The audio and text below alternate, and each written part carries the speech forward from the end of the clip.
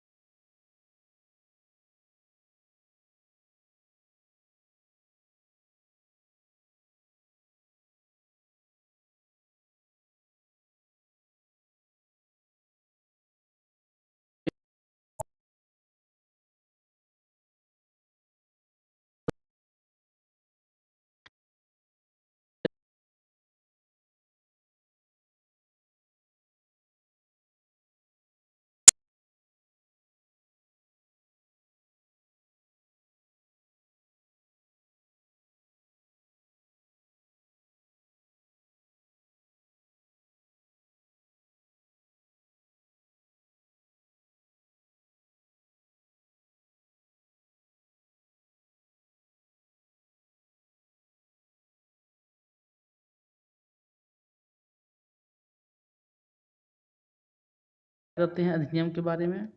तो छत्तीसगढ़ में जो अधिनियम बनाए हैं इसका नाम है छत्तीसगढ़ शैक्षणिक संस्थाओं में प्रताड़ना का प्रतिषेध अधिनियम 2001। ठीक, इसमें टोटल 7 धाराएं हैं या 7 खंड हैं बोल सकते हो। खंड 1 संक्षिप्त नाम, प्रारंभ और क्षेत्र को बताता है। खंड 1 का पहला बोलता है कि इस अधिनियम का संक्षिप्त नाम छत्तीसगढ़ शैक्षणिक संस्थाओं में प्रताड़ना का प्रतिषेध अधिनियम है और इसका विस्तार संपूर्ण छत्तीसगढ़ में है। ओके। खंड 2 में परिभाषा दिया गया है रैगिंग का कि रैगिंग हम किसे कहेंगे। तो देखिए, रैगिंग किसे कहेंगे।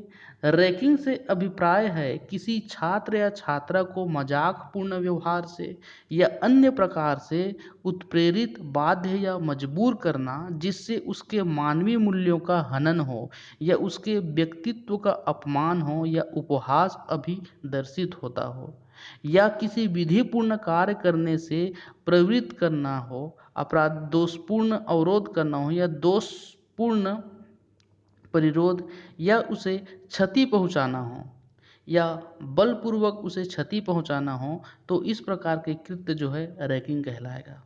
ठीक, अर्थात सिंपल सी भाषा में किया जाए कि किसी छात्र के द्वारा किसी दूसरे छात्र पर इस प्रकार का व्यवहार करना, आचरण करना या किसी भी प्रकार का कृत्य करना जिससे उसका शारीरिक या मानसिक क्षति हो, उसको हम रैगिंग के अंतर्गत लाएंगे। और ये जो अधिनियम है कहाँ पर लागू होंगे? शैक्षणिक संस्थाओं में। ठीक, जितने भी शैक्षणिक संस्थाएं, चाहे वो शासकीय हो चाहे वह अशासकीय हो। ओके। अब देखिए कि रैगिंग का प्रतिषेध के लिए दंड क्या है। तो किसी शैक्षणिक संस्था का छात्र या छात्रा को प्रत्यक्ष या परोक्ष रूप से यदि रैगिंग में भाग लेता है तो वह एक दोषी होगा। ठीक, यानी किसी शैक्षणिक संस्था का छात्र या छात्र प्रत्यक्ष या परोक्ष रूप से या अन्य प्रकार से रैगिंग में भाग नहीं लेना चाहिए। यदि लेता है तो उसे 5 वर्ष तक का कारावास हो सकता है और 5,000 रुपये तक का जुर्माना। ठीक, याद रखिए, 5 वर्ष तक का कारावास और 5,000 रुपये तक का जुर्माना, ये दंड का प्रावधान है इस अधिनियम के तहत। ओके। और क्या है कि ये जो अपराध है वह संज्ञेय है, गैर जमानती है। ओके। इस अधिनियम के अधीन दंड का जो विचारण है वह प्रथम वर्ग के न्यायिक दंडाधिकारी द्वारा किया जाएगा। क्लियर है। और इस अधिनियम के अधीन जो अपराध है उसका अन्वेषण या जांच का विचारण जो है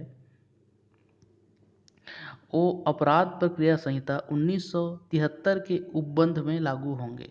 क्लियर। अब देखिए छात्र के निष्कासन के लिए क्या प्रावधान किया गया है। यदि इस अधिनियम के अंतर्गत अन्वेषण या विचारण लंबित होने पर शिक्षण संस्थान के प्रधान को, ठीक है, यह अधिकार दिया गया है कि वह छात्र को निलंबित कर सकता है। ओके। या छात्रावास के परिसर में प्रवेश करने पर वर्जित भी किया जा सकता है।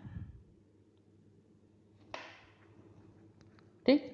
तो जो अधिकारी होंगे शैक्षणिक संस्था के वह इस प्रकार के अपराध में दोषी छात्रों को जो है वहाँ से क्या कर सकता है, छात्रावास में प्रवेश करने से या शैक्षणिक संस्था में प्रवेश करने से रोक सकता है। और क्या अधिकार है कि उसको जो है शैक्षणिक संस्था से निष्कासित या रेस्टिकेट भी कर सकता है।